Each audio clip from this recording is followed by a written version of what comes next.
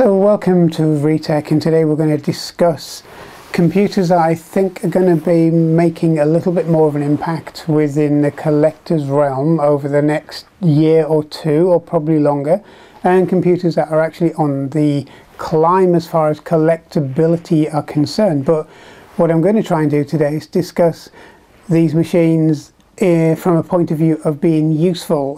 So I'm going to start off with the machines that you could use, have fun with, where there's new software and new hardware coming out for them, and there's a lot of user support. So I'm looking at the kind of collectability of these machines from the perspective of, are they useful? Will they keep you entertained?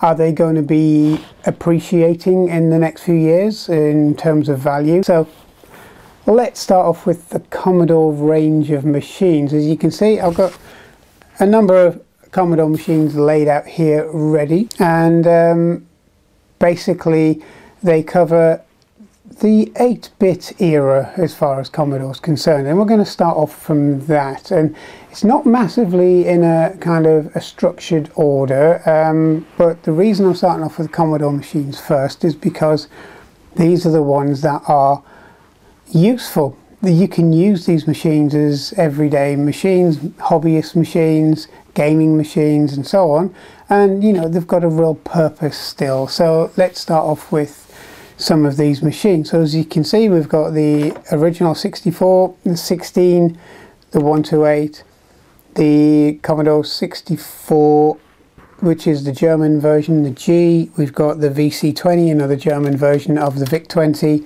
the original VIC-20 with its 2-pin power supply, and the +4, and you've got two interlopers such as the recreated Commodore 64 out of parts that I did a little while ago, and also the kind of recreated 64 VIC-20 +4 machine, which is here based on modern hardware. Now these are the two kind of oddballs out, but we'll cover those in a little bit. So we're going to start off today with the ubiquitous Commodore 64. Most of you will know the Commodore 64 in its original guise, the Commodore 64 in its kind of light grey to brown, depending on how much it requires retrobrighting today. But also the colour shade of this machine did change throughout its production run, so don't be surprised if you refurbish one of these and it's a slightly different shade to another refurbished or even completely untouched Commodore 64, because that's how it was, you know. And you'll also see that the case sizes are very different. You've got the G model and the original 64, and there's a difference in height and curvature and so on, which I covered in one of my previous videos on the differences between the cases. So basically the Commodore 64 is well known. It sold millions of machines around the world, estimates up to 17 million. Some estimates are actually slightly higher, but it sold a lot of units. Now it did a few guises. There was the 64, which was the original brown one. Then you had the later edition, which was the Aldi and the 64G.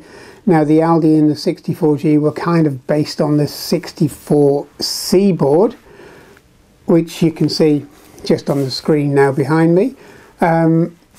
Do have a number of 64Cs, which one of them I used as a MIDI controller in a video I'd made previously. So I've got and used most of the range of Commodore machines as far as the home 8-bit machines were concerned. The 64 is the iconic one.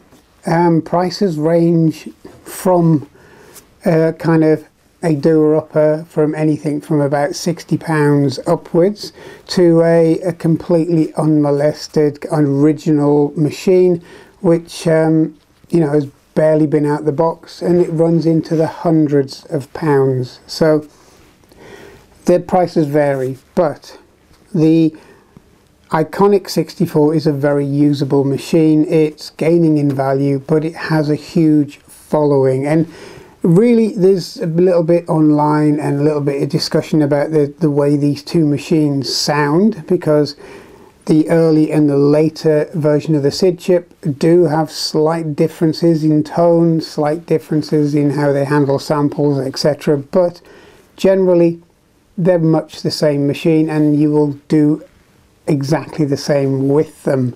So it's a choice. I mean, I do like the original bread bin, the original bread box as some people call it, or the Commodore 64. Compared to the 64G though, I think that this is a nicer looking machine, but that's opinion. I do like the colours on this, but overall they're roughly the same machine. They are both early 8-bit machines. There's a huge swathe of software out there for them. The kind of software library runs into the thousands of titles. You've also got new editions which come out, such as, you know, this is equipped with a fast load cartridge on the back to help with discs, loading and saving from floppy disks and so on, but it's also got a modern floppy disk interface on the back which uses SD cards. So both of these machines are more than capable of using modern storage medium, so they are very, very good machines. Things you have to watch are keyboards, because you'll find that various models of the C64, the original one, will have differing keyboards. You have the PET style keyboard, which basically has larger characters, larger fonts on the top, and it looks a little bit more like the original Commodore PET in style, but they kind of do change colors a little bit. You find the function keys do change colors, etc. But if you find one of those machines and you think it looks a little different to the last one I saw, well, most of the time that's because they were built out of whatever the factories had in stock, and it's the same for most of the Commodore models throughout its lifespan. They did change colors, they did change tone, they did change keyboard layouts, and you know, that's not a problem, because they ended up being a little bit of a mix and match unit towards the end of its life, especially where case style is concerned. Some of the cases used the original Vic 20 case, some used the moulding from the 64G style, some used the original Commodore 64 case style, and it varied from country to country as to where they were made. But other than that, the machines, great collector's machines. They're great to use as an everyday hobby machine if you want to write a bit of code on them, a bit of software and so on. And there's a massive amount of peripherals for them, both classic and modern, from floppy disk drives through to differing joysticks, through to printers, Centronics interfaces, through to various forms of SD drive interface instead of using a floppy drive. And there's a swathe of brand new titles that have been coming out in the last sort of 8 years onwards, because these are immensely popular machines. So brilliant starter machine, brilliant machine for anybody who wants to get into kind of classic computing, or you want to take a walk down kind of memory lane, so to speak, and then just visit the past from a nostalgia point of view. These are great machines. And also, if you buy one and you figure out that this kind of lark of collecting or using retro machines isn't quite for you, then you're not going to lose on them, because you will always be able to retain the value of the machine if you come to resell it. The other option is the new the C64 that's been out for a couple of years now, and that's an ideal way into a Commodore 64, because it's a recreation of this classic model without the hassle of using tapes, cassette tapes, or external drives or external floppy drives and so on. And it's basically a self-contained unit which can do everything that this machine can basically do.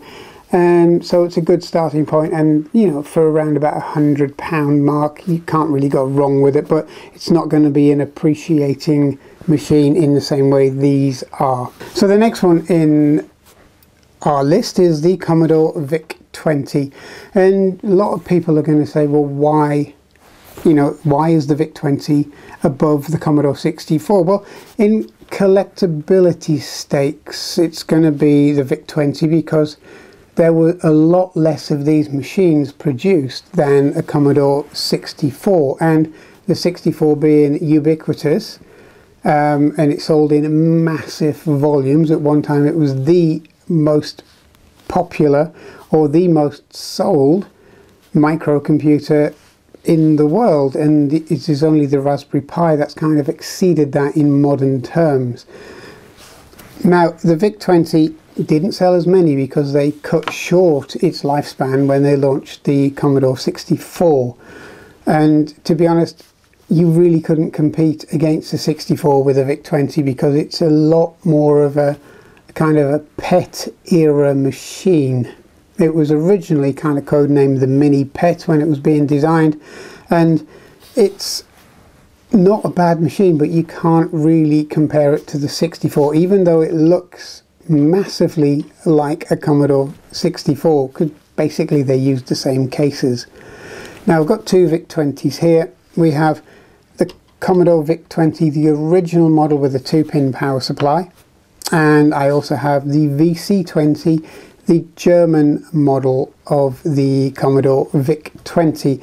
Now again, a lot of you will probably notice there's a bit of a difference in case heights, and that's all the way through with the Commodore range of machines, because same with the 64, the cases were a bit mix and match as to who manufactured them and how accurate the mold was and so on. Basically that's one of the biggest reasons you get a lot of discrepancies between the cases themselves. It's quite normal, and as I said before, you also get discrepancies on the colours of function keys and the actual colour of the keyboard. So even though these are very similar keyboards, there is a slight shade difference between the two keyboards, and that's not unusual even for having a VC-20 or a VIC-20 side by side, produced at the same month on the same factory and so on, and there will be slight differences, so that's to be expected. That's just how it was. Now the VIC-20 has a massive amount of hardware, and a lot of the hardware you can carry on over to the Commodore 64. For example, cassette units which were carried over from the Commodore PET. You can also use disk drives which were carried over from the VIC-20 to the 64 and so on. So there's a lot of interchangeability between the 64 and the VIC-20. Now collectability wise, you've got a lot less memory in this. You have a lot less in terms of screen resolution than you do on the 64, and that limits the type of programs and games that you can use or run on these machines. And most of the software was actually sold initially on cartridge. In Europe it was very different. Most of the software eventually came out on cassette, which enhanced the actual games because cassettes can store a lot more information than a cartridge. But to take advantage of that, you had to get a RAM expander because the initial memory size of what was really a 5K machine was a little bit on the limited side. So most people didn't bother upgrading them, and they stuck to the original software that was written for the VIC-20 as a baseline. You know, in saying that though, the software you can get for these and the games you can get for these are still quite good, and they've still got a lot of entertainment value and life left in them. The basic is exactly the same as the Commodore 64, give or take. If you kind of learn your skills on a VIC-20 or a VC-20, then moved it over to a Commodore 64, you wouldn't find that much difficulty in kind of moving your knowledge over to the larger capacity machine.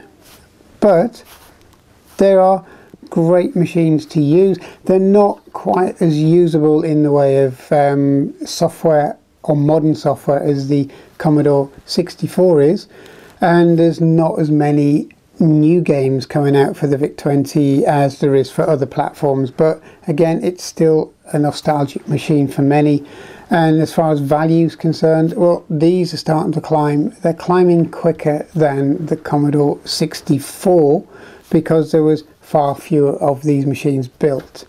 And also the VC20 is also a slightly rarer machine than the second generation VIC-20, but also the first generation like this VIC-20 are getting a little bit hard to find because the power supply in connection and the power supplies themselves are very, very different. But overall, good machines to start off with. Now the next one I've got on my list is this machine. It looks like a Commodore 16 or a kind of a hybrid Commodore 64 maybe. It's basically a Bitzer. It's one I did in one of my videos towards the end of last year, and it was because these machines are getting very hard to find in very good condition. There's a lot of parts out there for these machines. There's a lot of broken Commodore 64s out there, and if you have a case and a keyboard and a broken machine, and the case is a bit battered and the keyboard probably needs a bit of refurbish, but the main board inside of an original 64 is beyond repair, well, you can exchange that main board for a 64C and then put in modern processors or modern versions of the processors via an adapter. You can also put in modern versions of the PLA and so on and build up a Commodore 64 such as this. And this one was just done matte black because I like it. The original case was a mess, and it's turned into a nice usable machine, and it's because it's using the 64C or the 64G mainboard. It's turned into a machine that can be used as an everyday gaming platform or programming platform and so on, and it really doesn't detract from it being a Commodore 64. And if you are at a point, which we may be sooner than later, where there are more broken machines out there and more damaged machines out there than original ones, if you check out the video, this is a good way to go. So have a look at that, make your own mind up. It's down to preference, but it's a way of rescuing a machine that would have more than likely been consigned to the parts bin or left in the bottom of a drawer for another decade or so, deteriorating, and they never get any better once they start to deteriorate. So that's another option if you want a Commodore machine and you can only find the parts, or you want to build one up for yourself and learn about it. Okay, so the next machine in our list is the Commodore 16. It looks very familiar to the machine that I just showed you, but we're getting back on track with the original Commodore machines.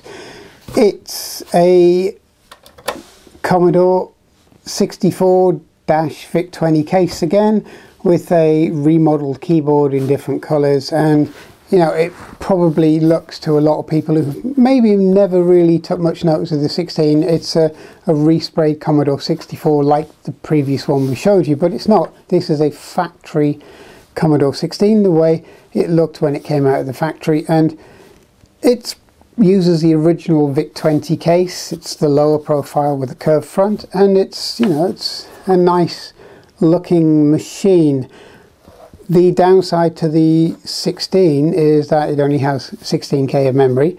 The other downside is that it uses different interfaces for joysticks and cassette ports, so you have to either get a dedicated joystick for these, or an adapter, or a dedicated cassette drive for these, or an adapter for an existing Commodore 64 or VIC-20 cassette interface or data drive, or whichever unit you want to use on these. So again, there are a few downsides to it. The upside is that they're getting very, very rare, and if you want to do it from a collector standpoint, this is a good one to kind of keep in as original condition as you can. But with the Commodore VIC-20, they didn't sell nowhere near as many as the Commodore 64, and that's what's starting to make these valuable machines. It's a relative rarity on these machines that kind of make them a lot more valuable in compared to maybe a Commodore 64. And a lot of people are going to say, well, why do you rate these kind of higher in your list than the Commodore 64 or even the VIC-20? And the reason for that is because they are relatively rare and they are a relatively unknown machine in a lot of the parts of the world. So for that reason only, it's kind of bumped up the list a little bit. But from the usability side of it, they're more usable than a VIC-20. The software is generally better because of its original baseline of 16K, and they're generally not bad machines. They're reasonably reliable apart from the power supplies, but they're not as good as, or at the time they weren't thought to be as good as a Commodore 64, but there are a lot of modern software on these machines which have shown the actual abilities of this machine, and there's quite a few modern bits of software and games that are out there which really make these machines shine, because they can do things that the Commodore 64 struggled with, and they also have a lot more colours, on-screen colours, etc. So they do have their advantages. The disadvantage is the amount of memory, and it's also a very cut down +4, and we'll come to the +4 a little later, but so far they're a good machine. They're going to be a very collectible machine, if not already so. The downsides were that, you know, very few people upgraded the memory on this, but this has got a modern 64K upgrade. It's also got modern PLAs in it to stop them from degrading, and that's what really kills a lot of these machines. And also it's got a +4 ROM set in it, so it's virtually a Commodore +4, and it would do everything just about that the Commodore +4 would do. But also I kind of prefer the styling. I've always liked the styling of this, with it being black and the kind of slightly off grey keys on it, and it makes a nice looking machine, and it's a good alternative to a lot of other retro machines, and it's still usable. It's usable as a games machine, it's usable as an upgraded games machine to run things like Pets Rescue and so on, which make this machine shine. Okay, so next up we have the Commodore +4, the most underrated machine out of virtually that entire Commodore range, and the reason is because it was missold, mismarketed, misplaced, and it kind of suffered for that. The actual +4 ROM set that's in it, with its database, spreadsheets and so on, was something that really wasn't required for most of the home market. But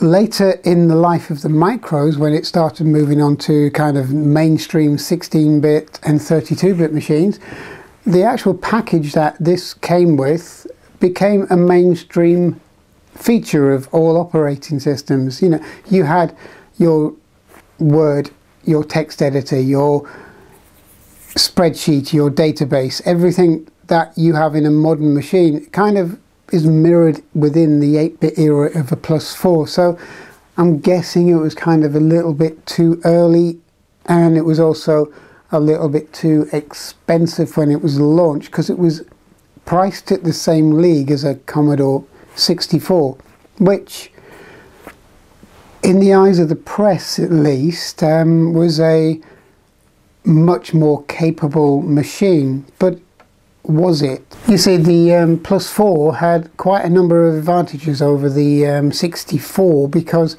it had a better colour palette for a start. It was faster processor wise, as was the 16. It was a lower power consumption machine as well, so it technically should have lasted a lot longer because the chips ran at lower voltages, and it was a more compact design, so it had quite a bit going for it. The biggest problem was perception on its price, perception on its virtual usability, because it was plugged as a business machine, which it really wasn't. It was more of a home hobbyist kind of, even educational machine, more than a business machine. But Today, in today's kind of light, the Plus 4 is now being seen, or has been seen, as a very capable machine, and there's a lot of software being written for the Plus 4 and an expanded 16, and it shows off the capabilities of the machine and what graphically these machines could do. And to be honest, the sound chip wasn't all that bad either, especially when you compare it to most of the other machines that were out there at the time. Biggest problem today, which is why it's kind of bumped up the list a little bit, which might surprise you when you compare it to a C64, is that they fail regularly. They have a lot of failure rates on these machines. The processors fail, the PLAs fail. I've even known the Plus 4 ROM set to fail. I've actually got one where the ROM set doesn't exist on the machine. It's as if it's not there. And that's causing issues because these are rare to start off with. They didn't sell that many of them. And through the passage of time and failure rates, they get an even rarer. So if you can get hold of one and repair one of them or refurbish one, then it's worth keeping hold of. The other thing, just like the 16, is that peripheral wise they're all electrically compatible with the Commodore 64, but they use different connectors to kind of force you to buy the Plus 4 or the C16 version of everything. So you can now get adapters as a workaround, which then you can use all 64 peripherals for them, which is a good thing.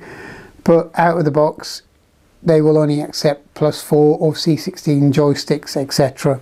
And the biggest bugbear on these is the power supply, because they cause a lot of overvoltages, which then destroy basically the machine. So if you do get one, you really need to check the power supply out before you even plug the thing in. Now, collectability wise, they're a collector's machine. Usability wise, they're definitely more capable than people think they are, so it's worth having a look if you want to use one of these as a machine to write software on, or even run some classic games. So it's worth a look, but they're definitely rarer than the Commodore 64, and in working condition they're a lot rarer than the Vic 20 as well. Now, kind of moving up a little bit, you've got the Commodore 128. It's kind of a rare thing anyway, because they weren't in production for that long. They were only ever really meant to be a stopgap machine in between kind of the 64 and the Amiga, but the Commodore 128 is quite a decent machine. It's a dual processor machine. It has a Z80 and a version of the 6502 in it, so it's virtually two computers in one, because it was designed to run CP/M as well, and it's also got an 80-column display. It's got a almost Amiga-like shape to it, with the keyboard as well, very reminiscent of the Commodore Amigas of the time, and it's quite a nice machine. The problem with the 128 is that, apart from being quite hard to get hold of now in working condition, they're kind of hamstrung, because you've got to think the Commodore 64 had been out for a long time before this Commodore 128 came out, and the software library and the amount of new software that was still being written for the Commodore 64 kind of really didn't justify a software house to spend the time and the money to make 128K versions of a limited run computer such as this. So most of the software and most of the use these really ever got was in 64 mode, in Commodore 64 mode. So it was essentially a bigger form factor of a Commodore 64 from kind of a point of view of most people.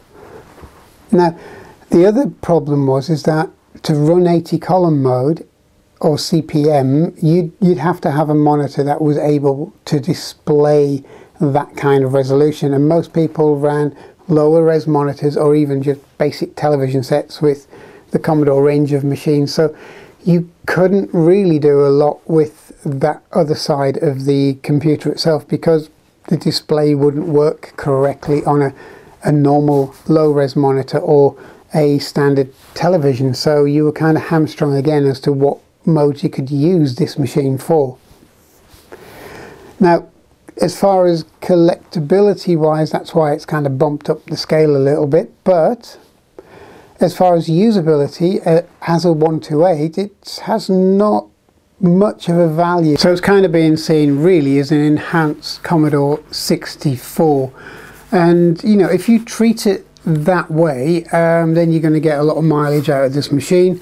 But I'm guessing that most people are going to treat this as more of a collector's piece, because they're appreciating quite rapidly now.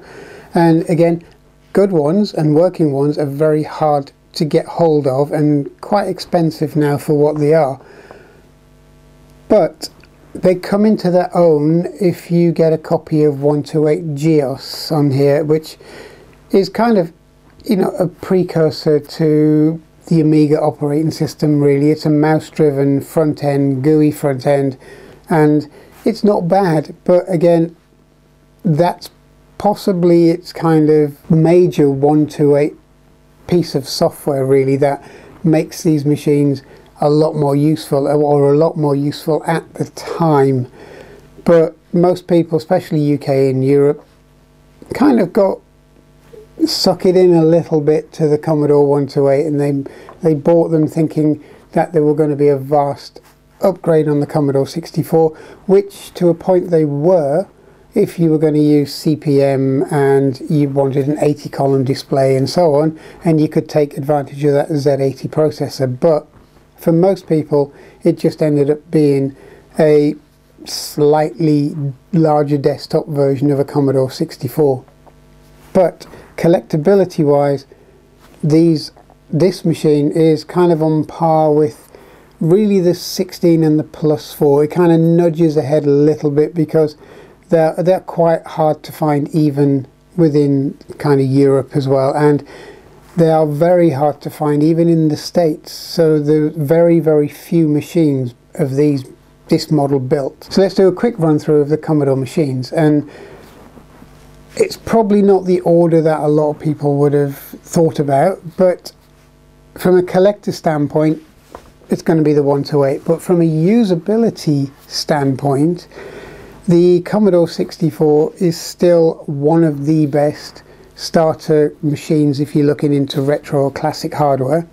There is so much hardware and software and development still out there for that machine that it keeps it interesting and it keeps it useful. The VIC-20, not so much. It's a good classic machine. It's becoming more of a collector's item than a usable machine, mainly because of its restrictions on memory, and it's quite small now, software library, especially for new releases. The biggest surprise is got to be they are much more capable than it was led to believe at the time, and the software that's coming out for them now, although not a vast number of titles, but very good quality titles, and it will make the machines more useful moving forward. But there's also a big demo scene around these machines as well because of their enhanced color set, and that kind of shines through on games and demos. This is the first part of the kind of insight into what could be collectible in the near future, or even the next year or so, because the prices of these machines are going up almost on a monthly basis.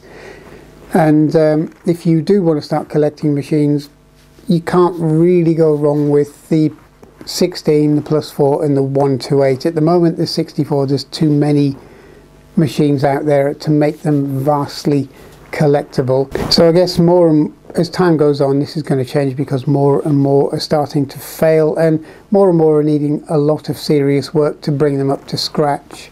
So my kind of thought on collectible machines, even from a video I did about 2 years ago, is roughly the same. Your best starter machine is really a Commodore 64, but we're going to look into the other models from other manufacturers a little bit down the line, so I hope you'll join us for that. So thanks for watching, and I hope you subscribe, and I'll see you soon. Thank you.